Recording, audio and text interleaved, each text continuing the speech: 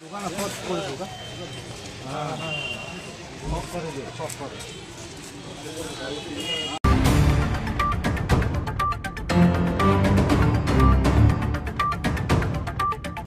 আগেই রাজ্য জুড়ে আদালতগুলির কাছে বোমাতঙ্কের ওরও মেসেজ আসে।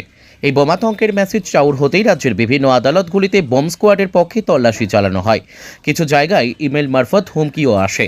বৃহস্পতিবার ইসলামপুর মহকুমা আদালতে একটি আশঙ্কাজনক বস্তু পড়ে থাকতে দেখে পুলিশকে খবর দেয় ইসলামপুর আদালত চত্বরের আইনজীবীরা। বোমাতঙ্কের খবর পেতেই ঘটনাস্থলে এসে পৌঁছায় পুলিশ প্রশাসন ও বোম স্কোয়াড। তারা পুরো আদালত চত্বর তল্লাশি চালায়, তবে সন্দেহজনক কিছু পাওয়া যায়নি বলে জানা গিয়েছে। এই বোমাতঙ্ককে ঘিরে ইসলামপুর আদালত চত্বরে আতঙ্কে রয়েছে আইনজীবীরা। কিছুক্ষণের সময়ের জন্য কাজকর্ম ব্যাহত হয়, তবে সন্দেহজনক কিছু না পাওয়ায় পুনরায় কাজ চলছে আদালত চত্বরে। তবে বিশিষ্ট আইনজীবী জিয়াউল হক চৌধুরী ও আবু সাইদ মুন্না জানান, তারা আশাবাদী ইসলামপুরে এমন ঘটনা কখনো ঘটবে না।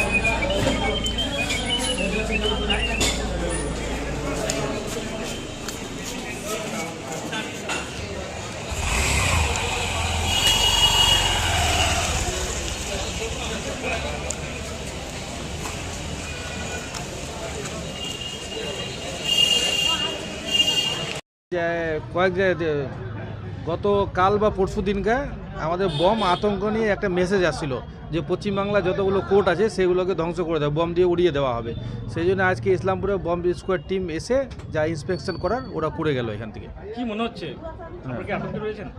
হ্যাঁ, আমরা তো অবশ্যই আতঙ্কে আছি। এটা এবার দেখা যাক কি হচ্ছে ভবিষ্যতে। না, এখানে মেল আসছে কিনা সেটা তো আমরা বলতে পারবো না, কিন্তু ওদের কাছে নিশ্চয়ই কোনো খবর আসে, সেই জন্য ওরা স্কোয়াড এখানে আসছে। আজকে ইন্সপেকশন ওরা করে গেল এখানে।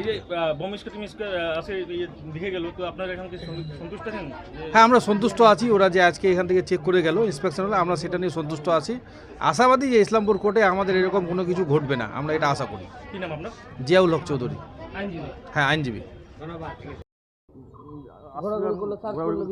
হ্যাঁ, আজকে সার্চ করলো, মানে এটা দুদিন ধরে করতেছে, বম স্কোয়াড টিম এসছে।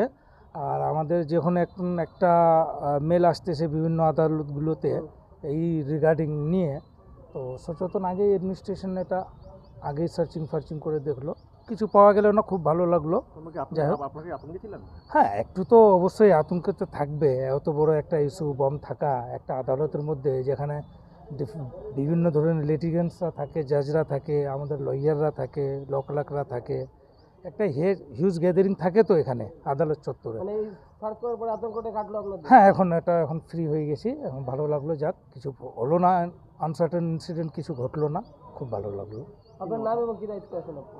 আমি তো এমনি সরকারি প্যানেলেও আছি, পক্সো প্যানেলেও আছি এবং ডিফেন্সও করি, এবং আমার নাম হচ্ছে আবু সাইদ মুন্না, আইনজীবী।